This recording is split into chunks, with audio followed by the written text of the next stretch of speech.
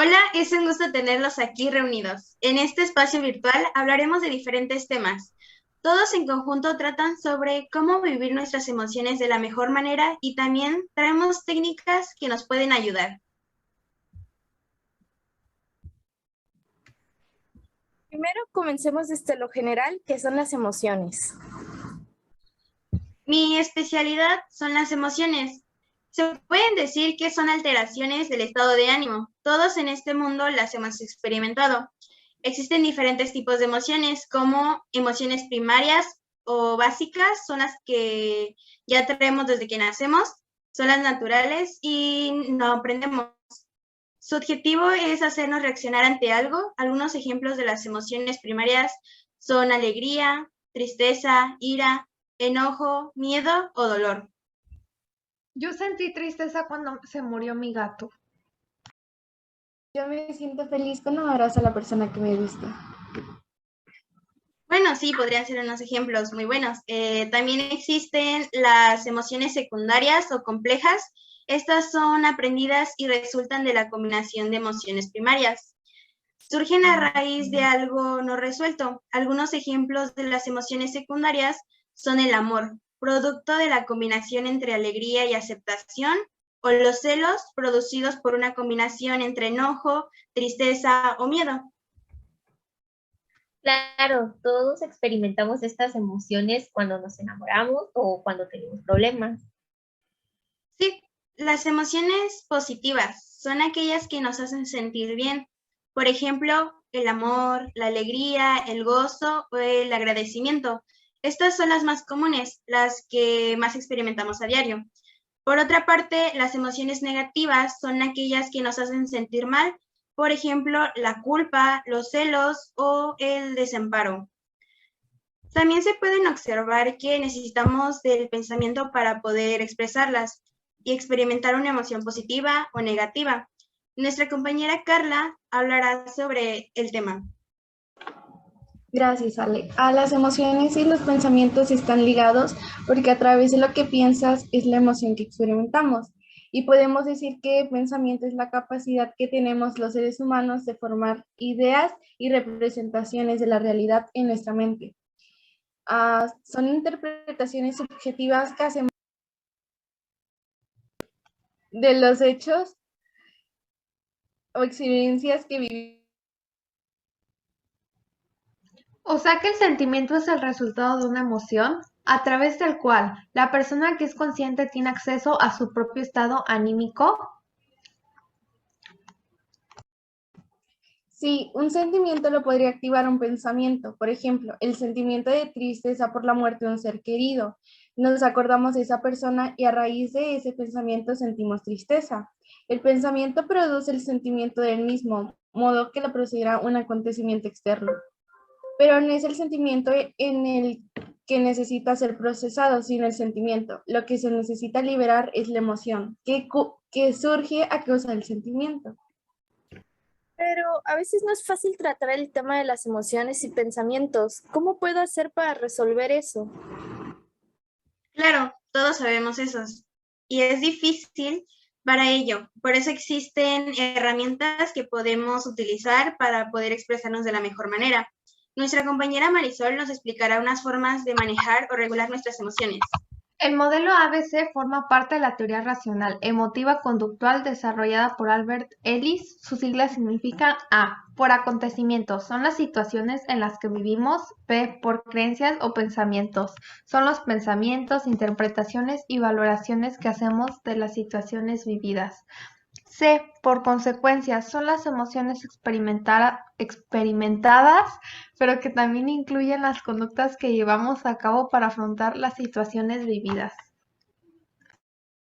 Se puede decir que entonces el componente C, donde se encuentran ubicadas una de las principales formas que las personas tenemos para expresarnos nuestras emociones, esto es mediante la conducta. Mira, pongamos un ejemplo.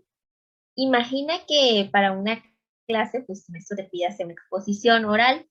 El componente A, pues sería el acontecimiento, lo cual te hace pensar algo similar a no quiero exponer o soy muy malo exponiendo.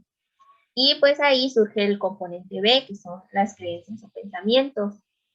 Este pensamiento te hace experimentar ansiedad, que viene siendo el componente C, que es la emoción. Esto a su vez hace que el día de tu exposición no vayas a la clase, el componente C, que es la conducta también. O sea, ¿qué formas existen de expresar nuestras emociones? Existen las expresiones faciales, son los gestos que hacemos con los músculos de la cara. Existen expresiones faciales y microexpresiones que son de carácter universal. Por ejemplo, cuando una persona se siente triste, generalmente frunce un poco el ceño y su boca se arquea ligeramente hacia abajo. El lenguaje oral, escrito y corporal son un medio de expresión comunicativa. Por ejemplo, cuando una persona se siente feliz, tiende a expresarlo mediante frases positivas o cordiales dirigidas a quienes le rodean. Los emoticones o emojis guardan una estrecha relación con las expresiones faciales, pues son símbolos que las representan en el lenguaje escrito. Por ejemplo, cuando una persona experimenta asombro al leer algo en sus redes sociales, tiende a utilizar emoticones o símbolos que representan caras con las cejas arqueadas junto con la boca y los ojos bien abiertos. Si analizas bien estas formas de expresión emocional, todas ellas forman parte del componente C, pues son acciones que ejecutamos en respuesta o como consecuencia de algo específico. Además de lo que ya había mencionado, cabe recalcar que la misma manera en la que se pueden manejar las emociones mediante los pensamientos, también a través de los pensamientos pueden controlarse las conductas y sus diferentes manifestaciones. Y así podremos identificar las distintas formas en que expresamos nuestras emociones, con la finalidad de poder expresar lo que sientes de una manera más adecuada en diferentes contextos de tu vida. Mi compañera Mai expondrá otra herramienta para poder expresar mejor nuestras emociones, llamado ACCRR. Sí, muchas gracias, Ale. Así es, este modelo tiene bases teóricas que se fundamentan en el optimismo. Este modelo consiste en detectar pensamientos pesimistas para luego debatirlos con argumentos lógicos. Lo que sus siglas significa son, primero, adversidad. Esta es una problemática que se está enfrentando. De ahí tenemos C por creencia previa. Son los pensamientos pesimistas o negativos que surgen a partir de la adversidad. Luego, C de consecuencias. Son las emociones y conductas negativas que surgen a partir de los pensamientos pesimistas. Tenemos la primera R de rebatimiento, que se trata de discutir con uno mismo el pensamiento pesimista y tratar de comprobar su veracidad con hechos demostrables, concretos y cuantificables, o sea, que se puedan medir. Y por último tenemos la revitalización, que son las emociones positivas y conductas adecuadas que surgen a partir de cambiar el pensamiento pesimista por uno más optimista y positivo sobre la adversidad. Ala, no sabía que una emoción podría provocar tanto y de que existiera un proceso para expresarla y manejarla de una mejor manera. Sí, de hecho también existen técnicas para llevar a cabo el rebatimiento. Algunas de ellas son la técnica de la evidencia. Consiste en identificar evidencias a favor y en contra del pensamiento pesimista. Tenemos también la técnica de las alternativas. Se enfoca en buscar pensamientos optimistas alternativos frente a la adversidad. Bueno, y yo tengo una pregunta, pues, ¿qué pasa si yo tengo la razón? Bueno, espera. Para lo que preguntas hay una técnica y se llama técnica de las implicaciones. Esta se utiliza cuando el pensamiento pesimista es cierto. Con esto quiero decir que ya está comprobado con hechos concretos y consiste en preguntarte qué implicaciones tiene y qué probabilidades hay de que ocurra lo peor. Bueno, continuando con estas técnicas, después tenemos la técnica de la utilidad. Consiste en pensar ventajas y desventajas del pensamiento pesimista. Tengo entendido que existen otras estrategias. Ah, sí, ¿cuáles son? Es el termómetro emocional. Sirve para identificar los momentos en que estás experimentando emociones negativas que pueden llevarte a expresarlas de forma inadecuada. Técnicas de relajación, respiración y meditación. Autoinstrucciones o autoafirmaciones positivas. Al tener un diálogo interno contigo mismo, formulando positivamente, tu mente se reprograma y cambia. entrenamiento en asertividad, arteterapia o actividades artísticas, por ejemplo, dibujar, pintar, escribir, esculpir en barro, bailar. Después de haber escuchado esta explicación, tengo un ejemplo que me pasó y me gustaría compartir, e incluso lo relacioné con el método. Por ejemplo, en advertencia creo que un ejemplo estaría bien, creo que sacaré malas notas en el examen.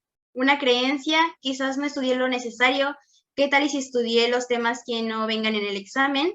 La consecuencia, me estresé muchísimo que me empezó a doler el cuello. Rebatimiento, debería estudiar todos los días después de clases para reforzar mis conocimientos. Revitalización, realicé el examen y saqué una buena nota.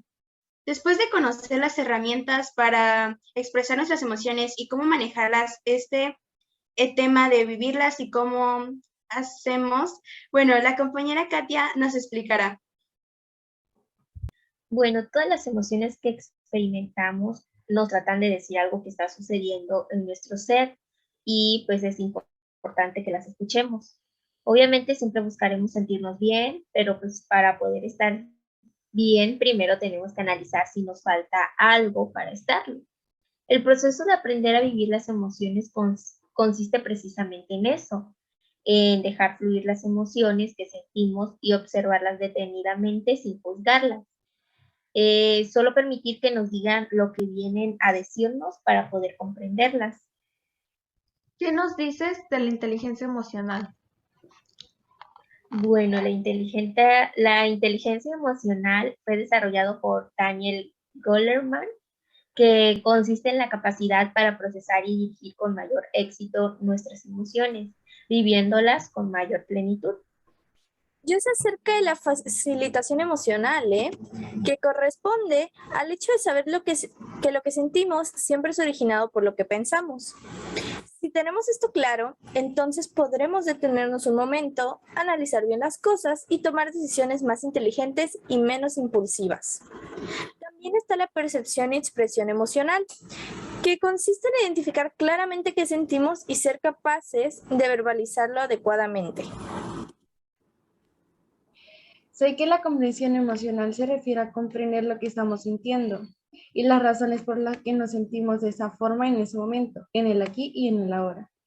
Les cuento de la regulación emocional. Es la capacidad de dirigir y manejar las emociones de una manera adecuada y positiva, disminuyendo con ello las respuestas incontroladas, ya sea impulsivas o negativas. Muchas gracias a todos por vernos y esperamos que les haya gustado y les sirva para mejorar el control de sus emociones esta plática.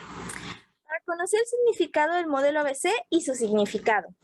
También es muy importante saber sobre otras maneras de comunicarnos, ya que las usamos a diario, como el lenguaje corporal, escrito y a veces hasta a través de emojis.